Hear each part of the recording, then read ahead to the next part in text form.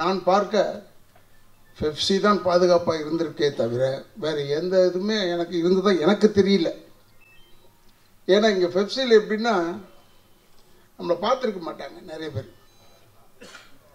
அவங்க கூட இப்படி ராதாரவிக்கு ஒரு பிரச்சனை பண்ணோன்னே எல்லா யூனியனும் சேரும்போது அவங்களும் சேர்ந்துருவாங்க. இந்த ஒரு ஒற்றுமை வேறு எங்கேயுமே கிடையாது. இப்போ நம்ம சங்கம் சவுத் இந்தியாவில் தான் வந்து பெப்சி உண்மையிலுமே ஸ்ட்ராங்காக இருக்குது, அதில் சந்தேகமே இல்லை. ஆனால் பெப்சியில் இருக்கிறவங்க ஸ்ட்ராங்காக இருக்கிறோம்னா கிடையாது. நம்ம பெப்சி உறுப்பினராக இருந்தால், நம்ம ஒரு சங்கத்து உறுப்பினராக இருந்தால் நானும் ஒர்க் பண்ணும்போது கண்டுக்காமல் இருக்கிறது நம்ம பெப்சி பட்ட துரோகம். கிட்டத்தட்ட வந்து இந்த பாதுகாப்பு அம்சம் குறித்து நம்ம ஒரு வருஷம் இருக்குன்னு நினைக்கிறேன். அங்கே நம்ம ஃப்ளோரில் ஒரு ட்ரைனிங் மாதிரி எல்லாத்துக்கும் கொடுக்கணுன்ட்டு ஏஆர் ரஹ்மான் அவர்கள் வந்து இந்த உடைகள் அந்த எக்யூப்மெண்ட்ஸ் எல்லாம் நான் வாங்கி தரேன் அப்படின்னு எல்லாம் சொல்லி ட்ரைனிங் எல்லாம் கொடுத்தாங்க. எத்தனை பேர் போய் ட்ரைனிங் எடுத்தீங்க சொல்லுங்கள்? இதை வந்து இந்த மீட்டிங்கோடு விட்டுட்டு போகாமல் இந்த சேஃப்டி மெஷர்ஸ் என்னென்ன பண்ண போகிறது ரூல்ஸாக கொண்டு வாங்க. அது இல்லைன்னா வேலை செய்ய நான் வந்து இது இல்லைன்னா வேலை செய்ய மாட்டோன்னு வெளியே போகிறதுக்கு எத்தனை பேர் நம்ம ஷூட்டிங்கில் பிரச்சனை நடந்துட்டுருக்கு. என்னைக்காவது நீங்கள் இந்த சேஃப்டி மெஷர்ஸ் இல்லைன்னு வெளியே போயிருக்கிறோமா நம்ம ஷூட்டிங்கை விட்டு? ஏன்டா அவனை பேச விட்டு முடிச்சு போயிட்டா நினைக்கிறேன். மேனேஜர் தான் முழு பொறுப்பு.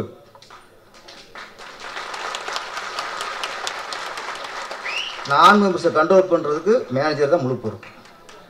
அவங்க தான் பெப்சின் முதுகெலும்பு, தலைவர் தலை தான்.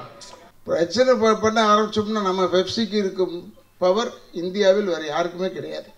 இந்த ஸ்டண்ட் யூனியன் நீங்கள் இப்போ இன்சூரன்ஸ் போட்டிருக்கீங்க,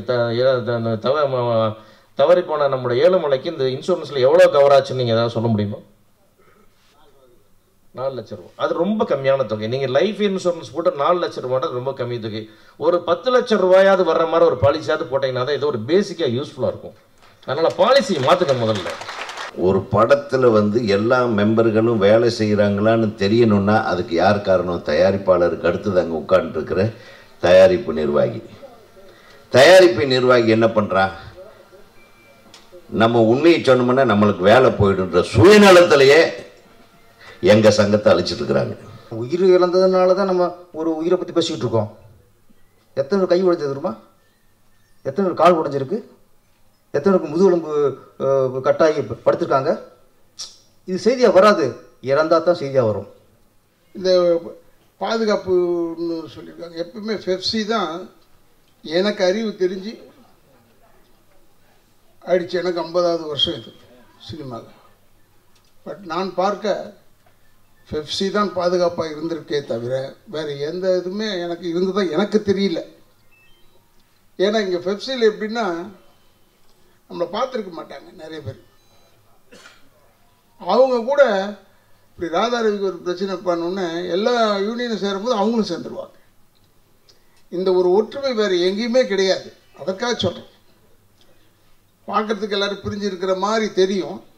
சரி இவங்களை வச்சா பேசிக்கலாம், அவங்கள வச்சா பேசிக்கலாம்லாம் நினைப்பாங்க. அப்படி நினைக்காதீர்கள். அது இப்போ சகோதரர் செல்வமணி அவர்கள் மிக பிரமாதமாக செயல்பட்டு கொண்டிருக்கிறார். அதில் எந்த விதமான ஐயப்பாடும் மாற்றங்களும் கிடையாது. இந்த கமலாகட்டில் மீட்டிங்னு ஐ திங்க் இதுதான் என்னுடைய செகண்ட் டைம் வரேன்னு நினைக்கிறேன். சரி எப்படி தான் இருக்குது மீட்டிங் பார்ப்போம். பார்த்தா இதை உங்களை பார்த்த உடனே நானே பயந்துட்டேன். முந்திலாம் நம்ம பெப்சியை பற்றி யாராவது பேசினா முடிஞ்சிடுங்க. அதை இப்போ எப்படின்னா கொஞ்சம் பேர் மெம்பர்ஸ் இல்லாதவர்களை கூட வேலைக்கு வைக்கிறார்கள். அதில் எனக்கு உடன்பாடு கிடையாது. அதனால தான் நான் சாமி சொன்னேன், நான் பேசலாமா நான் கேட்டேன். ஏன் பேசலான்னு சொல்கிறேன்னா, சகோதரர் செல்வமணி அவர்களுக்கு சொல்லிக் கொள்கிறேன், உங்களையும் ஏமாற்றி எங்களையும் ஏமாற்றி எல்லாரையும் ஏமாற்றி மெம்பர் இல்லாதவர்களை சேர்க்கிறார்கள், பேச வைக்கிறார்கள். டப்பிங் யூனியன் அந்த பேச வைக்கிறார்கள், நடிப்பாக இருந்தால் நடிக்க வைக்கிறார்கள். டான்ஸ்லலாம் இல்லைன்னு நான் நினைக்கிறேன். டான்ஸோ ஃபைட்டு இதிலெல்லாம் இருக்காது. ஏன்னா எனக்கு அதுக்கு சம்மந்தம் இல்லாத இடம். ஃபைட்டுன்றது கொஞ்சம் சம்மந்தம் உள்ள இடம். அங்கே நான் மெம்பர்ஸை பார்த்ததில்லை. இருந்தாலும் சொல்லிக் கொள்கிறேன், இப்படி நான் மெம்பர்ஸை போடுறதுனால என்ன பிரச்சனைன்னா, நம்மளுடைய பெப்சியுடைய வேல்யூ கீழே போயிடுது. வாட் இஸ் பெப்சின்னு அவங்களுக்கு தெரியல. அதெல்லாம் சொல்லி இந்த மாதிரி அதான் செல்வமணி ரொம்ப அழகாக சொன்னார். இந்த மாதிரி பிரச்சனை பண்ணக்கூடாதுன்றதுக்காக கம்முன்னு இருக்கிறேன்னு. பிரச்சனை பண்ண ஆரம்பித்தோம்னா நம்ம பெப்சிக்கு இருக்கும் பவர் இந்தியாவில் வேறு யாருக்குமே கிடையாது. அதனால் சொல்லிக் கொள்கிறேன். எல்லாருக்குமே ரொம்ப மரியாதை உண்டு. ஏன்னா ஐசா இதுதான் நான் உதாரணமாக அப்போ ரொம்ப வருஷத்துலேருந்து சொல்லிகிட்டு இருக்கேன். ஐசா Amitabh Bachchan getting a letter. ஒரு லெட்டர் வந்தது, பேசக்கூடாதுன்னு. பேசாமல் போயிட்டார், வெளியே போய் உட்காந்துட்டார். அந்த லெட்டர் சால்வ் ஆகி வந்த உடனே தான் ஒரு பேச ஆரம்பித்தார். அந்த மாதிரி ஒரு கட்டுப்பாடு வர வேண்டும். அதுதான் பாதுகாப்பு ஆக்சுவலாக. ஏன்னா எனக்கு பாதுகாப்பு வரணும்னா நான் அப்படி தான் கேட்பேன் என்று சொல்லி இவ்வளோ ஒரு அற்புதமான மேடையில் எனக்கு வாய்ப்பளித்த தலைவர் அவர்களுக்கும் செயலாளர் அவர்களுக்கும் பொருளாளர் அவர்களுக்கும் மீண்டும் ஒரு முறை நன்றி சொல்லி, நீங்கள் இந்த கார்டு ஐடென்டிட்டி கார்டோடு வர சொன்னார் பாருங்க. அது வேலைக்கு செல்லும் பொழுது ஐடென்டிட்டி கார்டோடு தான் வரணும்னு சொல்லி நாங்கள் ஸ்ட்ரிக்டாக சொல்லியிருக்கோம். ஆனால் இருந்தாலும் இப்பொழுது தெரிந்தது, இது மாதிரி கூட்டத்துக்கு வரும்போது கூட நாங்கள் ஐடென்டிட்டி கார்டு தான் போட்டு வரணும். நான் போடவில்லை, அதனால் முதல்ல மன்னிப்பை கேட்டுக்கொள்கிறேன். அவர் சொன்னது நியாயம். ஏன்னா தெரியணும் இல்லை, இவர் நம்ம ஆளா இல்லை வேலையாளான்னு தெரியணும். அதற்காக ஐடென்டிட்டி கார்டு. ஐடென்டிட்டி இல்லை என்றால், ஒரு மனிதனுக்கு ஐடென்டிட்டி இல்லை என்றால் அவன் மனிதனாகவே கருதப்பட மாட்டான். அதனால் இப்படி எனக்கு ஒரு பெரிய வாய்ப்பை கொடுத்த அத்தனை உள்ளங்களுக்கும் என்றென்றும் நான் பெப்சிக்கு உறுதுணையாக இருப்பேன். அதில் எந்த விதமான சந்தேகம் கிடையாது. எனக்கு என்ன சம்பளம் வாங்குகிறோம், சம்பாதிக்கிறோம், அதெல்லாம் வேறு விஷயம். இதை நான் பல ஆண்டுகளாக சொல்கிறேன். நான் எப்பயுமே பெப்சியோடையே இருக்கிறவன் இங்கே இருக்கிற நிறைய பேருக்கு தெரியும். 40 வருஷமாக இருக்கேன் பெப்சியோட. அதனால் இப்படி சொல்லிக்கொண்டு இந்த பாதுகாப்பின் இந்த கூட்டத்திற்கு தலைமை பொறுப்பேற்றிருக்கும் தலைவர் செல்வமணி அவர்களுக்கு மீண்டும் ஒரு முறை நன்றியை கூறி விடைபெறுகிறேன். நன்றி, வணக்கம். மறைந்த சண்டை பயிற்சி கலைஞர் ஏழுமலை அவர்களுக்கு எனது மனமார்ந்த வருத்தத்தை தெரிவித்துக் கொண்டு அந்த குடும்பத்துக்கு ஆழ்ந்த இரங்கலை தெரிவித்துக் கொள்கிறேன். முதல்ல இப்போ நம்ம சங்கம் சவுத் இந்தியாவில் தான் பெப்சி உண்மையிலுமே ஸ்ட்ராங்காக இருக்குது, அதில் சந்தேகமே இல்லை. ஆனால் பெப்சியில் இருக்கிறவங்க ஸ்ட்ராங்காக இருக்கிற மாதிரினா கிடையாது. பெப்சி ஸ்ட்ராங்காக இருக்கு. இப்போது இந்த தொழில் திருப்பி திருப்பி நம்ம செல்வமணி அவர்கள் சொல்லிகிட்டே இருக்காங்க. இந்த தொழிலை அமைப்பு ரீதியாக காப்பாற்ற முடியாது, நம்ம அணுகிற விதத்தில் தான் காப்பாற்றிக்க முடியும். அமைப்பு ரீதியாக காப்பாற்ற முடியாது. ஒரு கிரியேட்டர்ன்றவன் நான் வீட்டில் உட்காந்துட்டு யோசனை பண்ணி நான் ஒரு கதையை எடுத்து நானே ஒரு கேமரா வாங்கி நானே 2 லைட்டை வாங்கி நான் படம் எடுக்கலாம். நீங்கள் தடுக்க முடியாது. இதுதான் சட்டம். அதை மீறி ஒரு அமைப்பாக இருந்து இவ்வளவு நாள் இங்கே செயல்பட்டதுக்கு மிகப்பெரிய விஷயம் இதில் இருந்தவங்க, இந்த சங்கத்தை ஆரம்பித்தவர்கள், இந்த 23 சங்கங்களையும் கட்டி காப்பாற்றிய அத்தனை தலைவர்களுக்கும் அது பொருந்தும். அதாவது நம்ம நன்றி சொல்லணும். இன்றைக்கு நம்ம தலைவர் செல்வமணி அவர்கள் ரொம்ப ஸ்ட்ராங்காக முதல்ல இருந்து கிட்டத்தட்ட இந்த பாதுகாப்பு அம்சம் குறித்து நம்ம ஒரு வருஷம் இருக்குன்னு நினைக்கிறேன். அங்கே நம்ம ஃப்ளோரில் ஒரு ட்ரைனிங் மாதிரி எல்லாத்துக்கும் கொடுக்கணுன்ட்டு ஏஆர் ரஹ்மான் அவர்கள் அந்த இந்த உடைகள் அந்த எக்யூப்மெண்ட்ஸ் எல்லாம் நான் வாங்கி தரேன் அப்படின்னு சொல்லி ட்ரைனிங் எல்லாம் கொடுத்தாங்க. எத்தனை பேர் போய் ட்ரைனிங் எடுத்தீங்க சொல்லுங்கள்? சன் யூனியன் எல்லா மெம்பர்ஸும் போய் ட்ரைனிங் எடுத்தீங்களா? அதை பண்ணுங்க நாங்கள் போட்டு வீடியோ எல்லாம் எடுத்து அனுப்பிச்சாங்களா இல்லையா? சொல்லுங்கள் சார், பார்த்தீங்களா? அது இது ஒவ்வொருத்தர் பாதுகாப்புக்காகவும் நம்ம செய்து கொள்ள வேண்டிய வேலையை அந்த சங்கத்தின் தலைவர்கள் செய்யணும். என்னை உட்பட எங்கள் சங்கத்தின் பாதுகாப்பை நம்ம தான் செய்யணும். அவரே ஒத்துக்கிட்டு போயிட்டு உட்காந்துட்டார். யார்? சாமிநாதன். இது காரணமே மேனேஜருக்கு தான். ஏன்னா ஏதாச்சும் மேனேஜர் நாங்கள் எதிர்பார்க்குறோம். ஒரு படத்தில் எல்லா மெம்பர்களும் வேலை செய்கிறாங்களான்னு தெரியணுன்னா அதுக்கு யார் காரணம்? தயாரிப்பாளருக்கு அடுத்தது அங்கே உட்காந்துருக்கிற தயாரிப்பு நிர்வாகி என்ன பண்ணுறான்? நம்ம உண்மையை சொன்னோம்னா நம்மளுக்கு வேலை போயிடுன்ற சுயநலத்திலேயே எங்கள் சங்கத்தை அழிச்சிட்டு இருக்கிறாங்க. ஒரு தயாரிப்பு மேலாளர் வாழ்வதற்காக அனைத்து சங்கத்தை சேராதவர்கள் எல்லாரும் வேலை செய்கிறாங்கன்றதை ஒத்துக்கொண்ட சாமிநாதன் அவர்களுக்கு ஒரு பலத்த கை தட்டலை. ரொம்ப நன்றி. நீங்கள் ஃபஸ்ட் டைம் ஒத்துக்கிட்டு இருக்கீங்க. ஏன்னா சொன்ன வேலை போயிடுன்றார் பாருங்க. வேலை போனாலும் பரவாயில்லை, சங்கங்களுடைய ஒற்றுமையை காப்பாற்றணும்னா, சங்க உறுப்பினர்களுடைய வாழ்வாதாரத்தை காப்பாற்றணும்னா, சங்க உறுப்பினர்கள் அல்லாதவர்கள் வேலை செய்கிறார்கள்னு நம்ம பேரரசு சொன்ன மாதிரி ஒரு தகவலாவது கொடுக்கலாமே, அதுவும் கூட கொடுக்க மாட்டி கமுக்கமாக போயிடுறாங்க நம்ம மேனேஜருக்கு. இத்தனைக்கு காரணம் மேனேஜருக்கு தான், உறுதியாக சொல்கிறேன். ஸோ இந்த மேலாளர்கள் வந்து நீங்கள் முதல்ல சரியாக இருந்தீங்கன்னு வைங்க, கரெக்டாக எங்களுக்கு இன்ஃபர்மேஷன் வந்துடும். இது வந்து ஒரு இயக்குனர் சங்கத்தில் ஒரு 4 பேர் போயிட்டு நீங்கள் டேக் போட்டுக்கங்க, நீங்கள் மெம்பரா அப்படின்னா போய் மிரட்ட வேண்டிய அவசியம் இல்லை. ஒளிப்பதிவாளர் சங்கத்தில் தனியாக போக வேண்டியதில்லை. அதே மாதிரி ஸ்டண்ட் யூனியன் தனியாக போய் ஸ்டண்ட் இல்லாதவங்க வேலை செய்ய முடியுமா? ஸ்டண்ட் யூனியனில் சொல்லுங்கள், உறுப்பினர் இல்லாதவங்க. அந்த மாதிரி உறுப்பினர் இல்லாதவர்களை வந்து நம்ம அடையாளம் கண்டு கொள்வதற்கான ஒரே ஒரு இடம் வந்து மேனேஜர் தான். மேனேஜருக்கு தெரியாமல் ஒரு படப்பிடிப்பில் வேறு யாரும் வேலை செய்ய முடியாது. கரெக்ட் தானே? அப்புறம் முழு பொறுப்பையும் முழு தவறு நடந்தாலும் அதுக்கு காரணம் மேலாளர்கள் சங்கம்தான். அதில் வந்து எந்த இது கிடையாது. நீங்கள் இன்னைக்கு வரையிலும் எனக்கு எந்த ஒரு லெட்டர்லையும் எந்த ஒரு ஃபோன்லேயும் சார் ஒரு 4 பேர் நான் மெம்பர்ஸ் ஒர்க் பண்ணுறாங்கன்னு உங்கள் மேனேஜருக்கு சொன்னதே கிடையாது.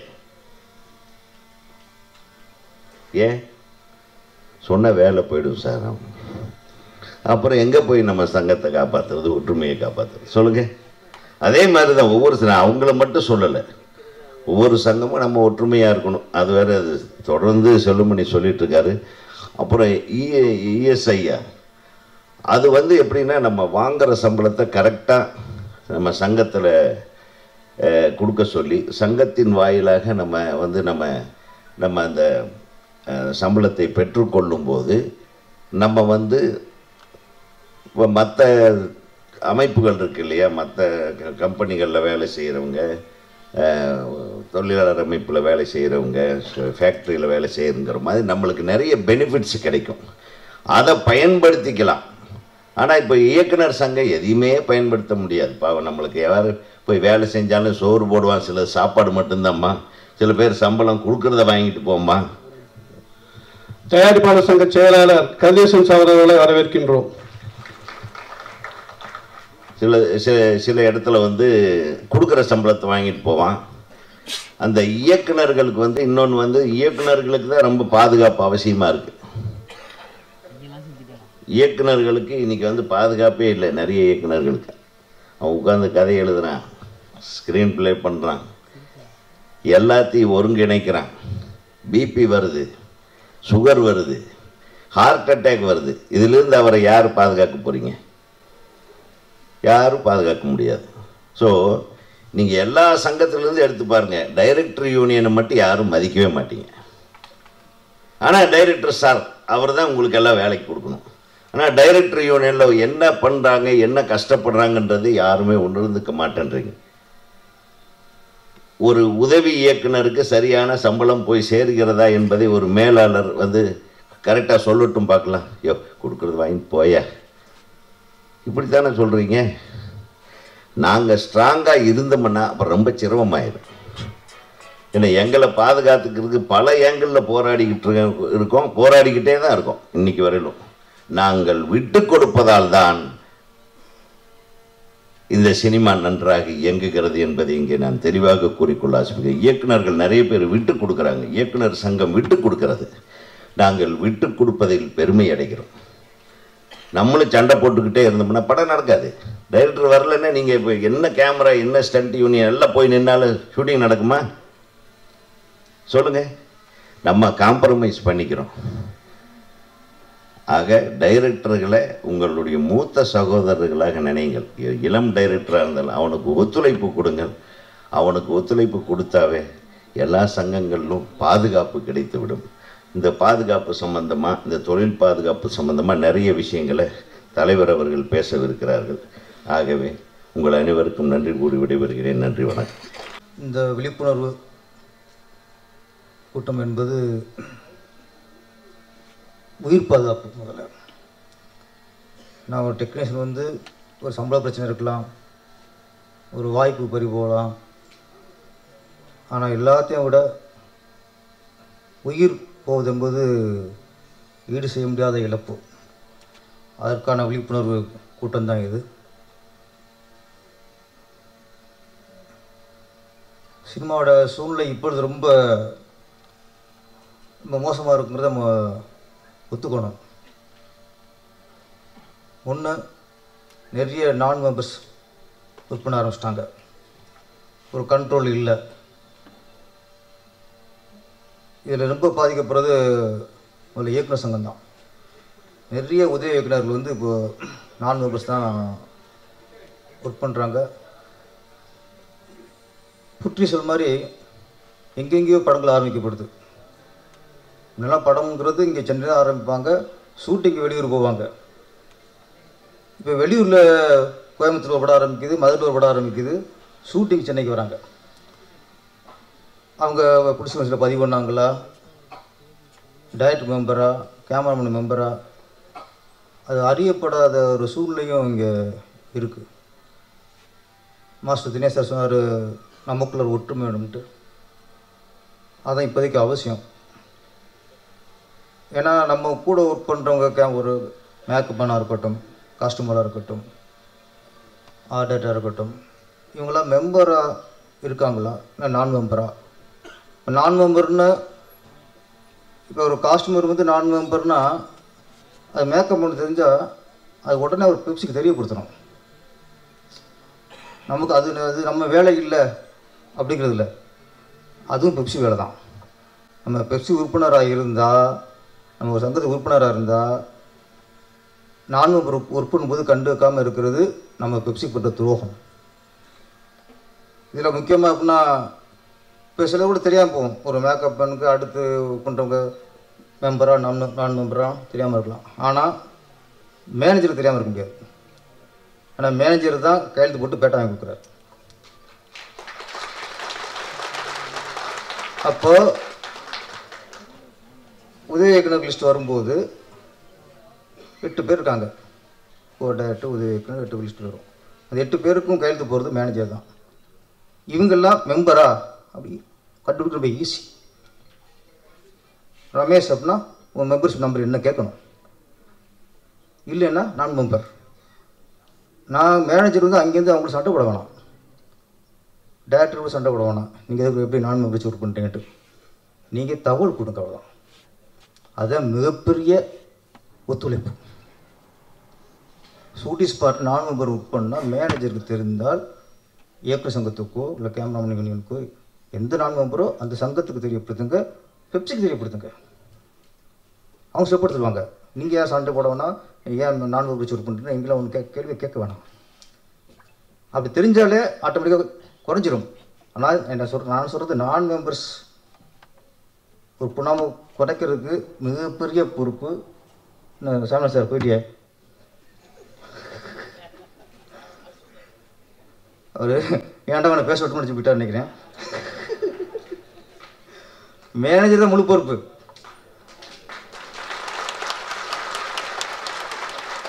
நான் மெம்பர்ஸை கண்ட்ரோல் பண்ணுறதுக்கு மேனேஜர் தான் முழு பொறுப்பு. அவங்க தான் பெப்சின் முதுகெலும்பு. தலைவர் தலை தான், முதுகெலும்பு வந்து சாமிநாதன் சார் தான் இங்கே இப்போது. அதனால் சாமிநாதன் சார் வந்து கொஞ்சம் கவனத்துக்கு கொண்டு வரணும். ஆமாம்மா, எல்லாமே. அப்புறம் இந்த உயிர் பாதுகாப்பு சொன்னேன். இந்த மாதிரி ஃபைட் பண்ணும்போது, இப்போ நான் என்னோடய படங்கள்லாம் ஒரு ஆக்ஷன் படம் தான், நிறைய ஃபைட் இருக்கும். என்னோடய படத்தில் ஒரு சாங் எடுக்கும்போது நான் ஒதுங்கி வந்துடுவேன். ஒரு சேசிங் மற்ற சின்ன சின்ன சீன் கூட நான் கொஞ்சம் ஒதுங்கி இருந்துடுவேன். ஆனால் ஃபைட் எடுக்கும்போது நான் முழுக்க முழுக்க மாசு கூடவே உட்காந்துருப்பேன். தினேஷ் மாஸ்டர்காரை கேட்டு பாருங்கள். ஃபைட்டில் வெளியே போக மாட்டேன். ஏன்னா அந்த ஃபைட் அவங்க என்ன அந்த தொழில் வெறி, தன்னுடைய திறமை காட்டுகிற வெறி, ஃபைட்டருக்கும் சரி மாஸ்டருக்கும் சரி, அந்த அந்த ஆர்வத்திலையும் வெறியிலையும் இதில் வந்து மிகப்பெரிய ஆபத்து இருக்குங்கிறத மைண்டுக்கு ஏறாது.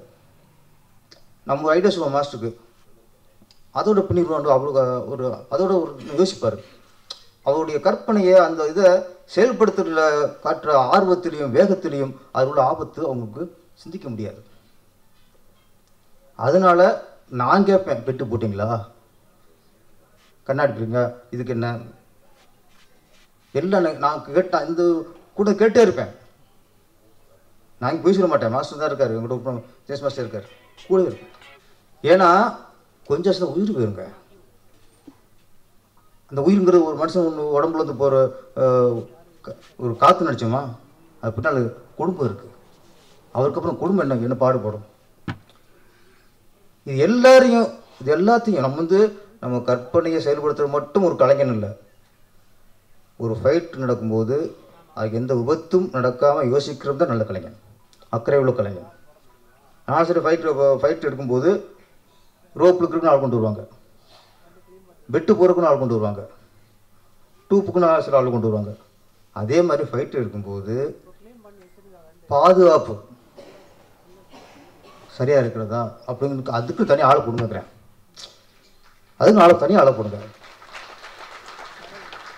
கோடா கட்டா கட்டியிருக்கா அது அவர் பொறுப்பு, அவர் செக் பண்ணுவோம். ரோப்பு வயர் கரெக்டாக இருக்கா, இப்போ பழைய வயரா, அதுக்கு இத்தனை வெயிட்டை தாங்குமா, இத்தனை ஹைட்டுக்கு போனால் அது தாங்குமா, இதெல்லாம் செக் பண்ணுற பொறுப்பு அவர்கிட்ட மட்டும் விட்டணும். அதுக்கு தனியாக ஒரு ஆள் விட்டுருங்க எல்லாத்துக்குமே. அப்போது அவருக்கு பயம் வந்துடும், ஏதாவது ஒன்று ஆச்சுன்னா அது நாம தான் பொறுப்புங்கிற பயம் ஒரு ஆளுக்கு வந்துடும். அப்போ கரெக்டாக இருப்பாங்க அவங்க. யாருக்குமே எந்த பொறுப்பு இல்லைங்கும்போது அவங்களுக்கு பொறுப்பு இல்லாமல் போயிடும். நம்ம ஈஸியாக உயிர் இழந்ததுனால தான் நம்ம ஒரு உயிரை பற்றி பேசிக்கிட்டு இருக்கோம். எத்தனை கை உடைஞ்சது தெரியுமா, எத்தனை கால் உடைஞ்சிருக்கு, எத்தனைக்கு முதுகெலும்பு கட்டாயி படுத்திருக்காங்க. இது செய்தியாக வராது, இறந்தால் தான் செய்தியாக வரும். கால் உடஞ்சி வீட்டில் படுத்தாலும் உயிர் பண்ண சம்மந்தாங்க, தொழில் பண்ண முடியாதுல்ல. அப்போ இந்த எதுவுமே வராமல் உனக்கு ஒரு ஃபைட் அப்படின்னா பாதுகாப்புக்குன்னு தனியாக ஒரு ஆளை போட்டு ஒரு தனியாக சம்பளம் கொடுங்க, அப்படி ஒரு இதை உருவாக்குங்க. அப்போ தான் ஒருத்தன் பொறுப்பு எல்லாத்தையும் குறைச்சிப்பாங்க. இது என்னுடைய கருத்து. அப்புறம் நான் மெம்பர்ஸு குறைக்கிறதுக்கான வழியை கொஞ்சம் எல்லாரும் பார்க்கணும். நன்றி, வணக்கம். இந்தியன் 2 ஷூட்டிங்கில் ஆக்சிடெண்ட் நடந்த உடனே ராஜ்கமல் ஆஃபீஸில் கமல் சார் தலைமையில் நம்ம இந்த மாதிரி ஒரு மீட்டிங் போட்டோம், ஞாபகம் இருக்குன்னு நினைக்கிறேன். அன்றைக்கி ஒரு 2-3 மணி நேரம் எல்லோரும் இதே மாதிரி மேடை போட்டு மைக்கு போட்டு எல்லோரும் பேசணும். இந்த 3 வருட இடைவெளியில் அந்த மீட்டிங்கில் பேசின எதையுமே நம்ம செயல்படுத்தலை. அந்த மாதிரி ஒரு மீட்டிங்காக இந்த மீட்டிங் நடந்துடக்கூடாதுன்னு நான் நினைக்கிறேன். செல்லுமணிக்கு ஞாபகம் இருக்கும், அந்த மீட்டிங்கில் என்னென்னலாம் பேசணும், இதுக்கப்புறம் சேஃப்டி மெஷருக்கு என்னென்ன பண்ண போகிறோன்னு சொல்லி கமல் சார்லேருந்து எல்லாரும் பேசி எல்லாரும் அன்றைக்கி ஒரு முடிவு எடுத்தோம். அன்றைக்கி நான் ஒரு முக்கியமான சம்பவத்தை அந்த இடத்துல நான் சொன்னேன். அது திருப்பியும் இன்றைக்கி நிறைய பேர் இருக்கிறதால அதை திருப்பியும் சொல்கிறேன். கஜகஸ்தானில் ஒரு படம் ஷூட்டிங் நடக்கிறோம். அந்த ஊர் ஸ்டண்ட் மாஸ்டர் அங்கே இருக்கிற கலைஞர்கள் ஒரு சேஸ் எடுக்கிறோம். அங்கெல்லாம் கம்பல்சரியாக ஆம்புலன்ஸ் இருக்கணும். இந்த ஆம்புலன்ஸ் சொன்னீங்களே, வெறும் ஆம்புலன்ஸ் கொண்டு போகிறக்கான வண்டி கிடையாது, அதில் எக்யூப்மெண்ட் இருக்கணும். அதில் ஃபஸ்ட் எய்ட் பண்ண தெரிஞ்ச ஒரு ஃபஸ்ட் கிரேட் நர்ஸ் கேட்டகரி ஒரு ஆள் இருக்கணும். அதுதான் அதில் விட முக்கியம். வெறுமனே கொண்டு போகிறக்கான வண்டியே இல்லை, அது டிரைவர் மட்டும் நின்றுருப்பான், ஆம்புலன்ஸ்ன்றது கிடையாது. அதுக்குள்ளே ஃபஸ்ட் எய்டுக்கான எல்லா ஃபெசிலிட்டியும் அதில் இருக்கணும். உயிர்காக்கும் கருவிகள் அதுக்குள்ளே இருக்கணும். அந்த செட்டப் தான் அவசியமாக தேவை. அப்படி ஒரு வண்டி இருக்கணுன்றது அங்கே அந்த நாட்டில் ரூல்ஸ், அந்த யூனியனில் ரூல்ஸ். நாங்கள் வண்டியெல்லாம் அரேஞ்ச் பண்ணிட்டோம். தொடர்ந்து நடந்துகிட்டே இருக்குது ஷூட்டிங்.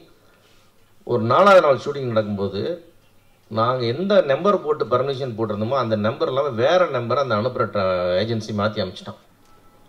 அந்த மிலிட்ரி ஏரியா அதை செக்யூரிட்டியில் விட மாட்டேங்கிறேன், இந்த நம்பருக்கு பர்மிஷன் கிடையாதுன்னு தள்ளிட்டான். சரி, எல்லாம் அசம்பிள் ஆகிடுச்சு. ஆம்புலன்ஸ் வண்டி கண்ணு கட்டின தூரத்தில் நிற்குது, உள்ளே வரல.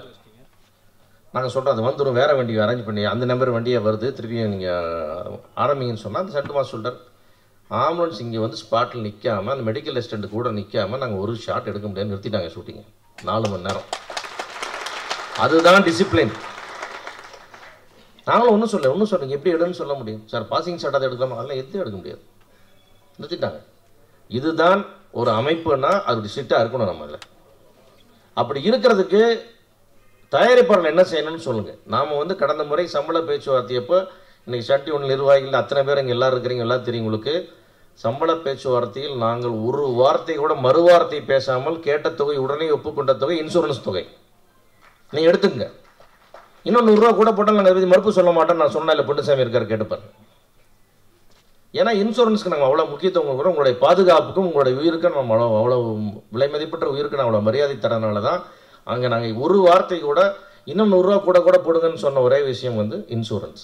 அதை நாங்கள் கொடுத்தோம். இப்போவும் சொல்கிறேன், இன்னுமே ஆம்புலன்ஸ் ஒன்று வரணும். அந்த ஆம்புலன்ஸ் வந்து சர்டிஃபைடு ஆம்புலன்ஸாக இருக்கணும். சும்மா அந்த திருப்பி மேனேஜர் கொண்டு போய் ஏதோ ஒரு ஆம்புலன்ஸ் கொண்டாந்து நிறுத்துறலாம் இல்லாமல் அதுக்கு ஒரு ப்ராப்பரான ஏஜென்சி ஃபிக்ஸ் பண்ணி அதில் எல்லா வசதியும் இருக்குதா, அது உள்ள கூட வர ஆளுக்கு எல்லாமே செய்ய தெரியுமா அப்படின்ற வசதிகளோட ஒரு ஆம்புலன்ஸ் ஆகட்டும், 5000 ஆகட்டும் 10,000 ஆகட்டும், ஸ்டண்ட்டிங் ஒன்றுக்காக ஒரு ஸ்டண்ட் சீக்வன்ஸில் நிற்க வைக்கிறதுக்கு நாங்கள் தயார். அதில் எந்த மாற்று கருத்துமே இல்லை. மாட்டேன்னு சொல்கிற தயாரிப்பாளர் யாராக இருந்தாலும் சொல்லுங்கள், நாங்கள் வைக்க சொல்கிறோம். இன்னும் பெரிய செட்டப் இருக்குது, 2 ஆம்புலன்ஸ் வைக்க 2 ஆம்புலன்ஸ் வைங்க, பெரிய குரூப்பாக இருந்தால் தப்பு கிடையாது. அதை விட முக்கியமான எந்த செலவும் கிடையாது. அதே போல் இந்த தயாரிப்பாளர்களை பாதுகாப்புற வேலையையும் கொஞ்சம் ஸ்டண்ட் யூனியன் கொஞ்சம் கவனத்தில் எடுத்துக்கணும். இவங்களை எப்படி நஷ்டப்படுத்தலாம், இங்கே என்னென்ன பிரச்சனைக்குதுன்னு சொல்லி புதுசாக எதையும் கிரியேட் பண்ணாமல் எங்களுக்கான சௌகரியங்களை நீங்கள் உருவாக்கி தாங்க. உங்களுக்கான சௌகரியங்களை நாங்கள் இன்னும் எவ்வளோ வேணாலும் கேட்டு தரோம். நாங்கள் சம்பளத்திலையும் பெருசாக போன முறைக்கு ஏற்றப்பட்டது போல் சம்பளம் இதுவரைக்கும் சினிமா வரலாற்றில் ஏற்றப்பட்டதில்லை. ஏன்னா சூழ்நிலை அப்படி இருக்குது, விலைவாசி அப்படி இருக்குது. நம்ம எல்லாத்தையும் புரிஞ்சுக்கிட்டு எல்லாத்தையும் நாங்கள் பண்ணித்தரோம். எல்லா யூனியனுக்கும் பண்ணி கொடுக்குறோம். சன் யூனியனுக்கு நாங்கள் வந்து அவங்களுடைய ரிஸ்க்கை புரிஞ்சுட்டு அவங்களுடைய பெயினை புரிஞ்சுக்கிட்டு இன்னும் தாராளமாக டெய்லி பேசிஸ்க்கு மாற்றி விட்டதெல்லாம் இப்போ தான் எல்லாமே அவங்களுக்கு எல்லாமே நம்ம கொடுத்துட்ருக்குறோம். அதே மாதிரி எங்களுக்கு ஏதாவது தேவைகள் வரும்பொழுது நீங்களும் அனுசரணையோடு நடந்துக்கணும். தயாரிப்பாளருக்கு அனாவசியமான பணம் போகக்கூடாது. அதாவது பிரேமுக்கு நம்ம செலவு பண்ணலாம், ஃபைட்டுக்கு செலவு பண்ணலாம், சும்மா உட்கார வைக்கிறதுக்கு செலவு பண்ணுன்ற கான்செப்ட்லாம் நீங்கள் எடுத்துகிட்டு கொஞ்சம் வந்தீங்கன்னா நாங்களும் திறந்த மனதோடு வந்து உங்களுக்கு இன்னும் சன் யூனியனுக்கு என்னென்ன ஃபெசிலிட்டி வேணுமோ ஆம்புலன்ஸ் உட்பட இன்னும் இன்சூரன்ஸ் இன்க்ரீஸ் பண்ணுறீங்களா பண்ணுங்க, இன்னும் கொஞ்சம் ப்ரீமியம் அதிகமாக போடுங்க. நீங்கள் இன்னும் 500 ரூபா கூட போடுங்க, அழகாக பண்ணலாம். அது வந்து நீங்கள் எல்லோரும் யோசிச்சு அதே மாதிரி வந்து இந்த ஸ்டண்ட் யூனியன் நீங்கள் இப்போ இன்சூரன்ஸ் போட்டிருக்கீங்க. தவறி போன நம்மளோட ஏழுமலைக்கு இந்த இன்சூரன்ஸில் எவ்வளோ கவர் ஆச்சுன்னு நீங்கள் ஏதாவது சொல்ல முடியுமா? 4 லட்சம் ரூபா. அது ரொம்ப கம்மியான தொகை. நீங்கள் லைஃப் இன்சூரன்ஸ் போட்டு 4 லட்சம் ரூபான்றது ரொம்ப கம்மி தொகை. ஒரு 10 லட்சம் ரூபாயாவது வர்ற மாதிரி ஒரு பாலிசியாவது போட்டிங்கன்னா தான் ஏதோ ஒரு பேசிக்காக யூஸ்ஃபுல்லாக இருக்கும். அதனால் பாலிசி மாற்றுக்க முதல்ல. அது 4 லட்ச ரூபா ஒரு பாலிசி. எனக்கு என்ன ஒரு குடும்பம் என்ன பண்ண முடியாது? வாங்கி கொடுத்து ஒரு குடும்பத்தில் அந்த குடும்பம் அதை பிழைக்க முடியுமா? அதை வச்சுட்டு அட்லீஸ்ட் ஒரு 10 லட்ச ரூபா வர மாதிரி பாலிசியை மாற்றுங்க, பிரீமியத்தை மாற்றுங்க, பிரீமியம் இன்க்ரீஸ் பண்ணுங்க, நாங்கள் தரோம். அதுபோல் எல்லாரும் எல்லாத்துக்கும் பாதுகாப்பாக இருக்கணும். தொழில் பாதுகாப்பு முக்கியம், உயிர் பாதுகாப்பு முக்கியம். நம்ம தொழிலையும் நம்ம ஒருத்தருக்கு பாதுகாப்பாக அனுசரணையாக இருக்கணுன்றது எல்லாரும் எல்லா செக்டார்லையும் புரிஞ்சு செயல்படணும்னு வேண்டி கேட்டுக்கிறேன். பணம் முக்கியம் இல்லை, குறித்த நேரத்தில் வேலை நடக்கணும். யாருடைய காசும் வீணாக போகக்கூடாது. கொடுக்குற காசு நம்ம உழைக்கிற காசு நம்ம வாங்குற 5 பைசா குறைக்கக்கூடாது. அதே மாதிரி உழைக்காத காசை வாங்கக்கூடாது. இது எல்லாருமே நம்ம ஒரு அந்த அந்த அந்த என்ன சொல்கிறது, அந்த எத்திக்ஸ் நம்ம டோட்டலாக இழந்துட்டு வரோம் இண்டஸ்ட்ரியில். அது இருக்கக்கூடாது. தயாரிப்பாளர் சமாஜம் நல்லா இருந்தால் தான் நம்ம எல்லாருக்கும் முடியும், நல்லது எல்லாத்துக்குமே இருக்கணும். அதனால் யார் பணமும் வேஸ்ட் ஆக வேணாம். உங்கள் பணத்துலேயும் ஒரு பைசா விட்டு கொடுக்க வேண்டாம். இன்னும் கூட வேணுமா கேளுங்க, தரும். இந்த மாதிரி இப்படியெல்லாம் பண்ண இந்த மாதிரி சீக்வன்ஸ் பண்ண இன்னும் 2000 ரூபா அதிகம்னு சொல்லுங்கள், இன்னும் 5000 ரூபா அதிகம்னு சொல்லுங்கள், நாங்கள் தரோம். ஏன்னா அந்த ரிஸ்க்கு வேல்யூ கொடுத்தாங்க, மதிப்பு கொடுத்தாகணும் நம்ம. அதனால் எல்லா விதத்திலையும் தயாரிப்பாளர் உறுதுணையாக தான் இருப்போம். அது யாராவது செய்யலைன்னா நாங்கள் செய்ய வைப்போம். நீங்கள் அந்த எந்த பயமும் உங்களுக்கு அதை பற்றி கவலைய வேண்டியதில்லை. எல்லா விதமான செயலும் செய்கிறேன். இன்சூரன்ஸ் பாலிசி தயவு செஞ்சு மாற்றுங்க. ஏஜென்சியோட பேசுங்க, இல்லை நல்ல ஏஜென்சிகளான்னு நம்ம 2-3 பேரை கூப்பிட்டு பேசுங்க. யார் கம்மி பிரீமியமில் அதிகமான இது மாதிரி இழப்பீட்டு தொகை தர்றாங்கன்றதை பார்த்து அதை செய்யுங்க. இனிமேலாவது ஒரு கலைஞருக்கும் 10 லட்ச ரூபாய் வர மாதிரி இன்சூரன்ஸ் போடுங்கன்னு கேட்டுட்டு ஸ்டண்ட் யூனியன் வேண்டி கேட்டுக்கொண்டு இதை வந்து இந்த மீட்டிங்கோட விட்டுட்டு போகாமல் இந்த சேஃப்டி மெஷர்ஸ் என்னென்ன பண்ண போகிறது ரூல்ஸாக கொண்டு வாங்க. அது இல்லைன்னா வேலை நான் வந்து இது இல்லைன்னா வேலை செய்ய மாட்டோன்னு வெளியே போகிறதுக்கு எத்தனை பேர் நம்ம ஷூட்டிங்கில் பிரச்சனை நடந்துட்டு இருக்கு. என்னைக்காவது நீங்கள் இந்த சேஃப்டி மெஷர்ஸ் இல்லைன்னு வெளியே போயிருக்கிறோமா நம்ம ஷூட்டிங்கை விட்டு? நான் இப்போ ஒரு வெளிநாட்டில் சொன்ன உதாரணம் போல் இங்கே எல்லா இடத்துலையும் நடக்கணும். எல்லா ஸ்டண்ட் மாஸ்டர்ஸும் நிச்சயமாக மாஸ்டர் வந்து பார்த்துட்டு அந்த ஆம்புலன்ஸை சூப்பர்வைஸ் பண்ணிட்டு அது ஓகேனா தான் ஒரு ஷாட் வைக்கணும்னு வைக்கக்கூடாது. இதை தயவு செஞ்சு உறுதிப்படுத்துகின்ற மீண்டும் கேட்டுக்கொள்கிறேன். நன்றி.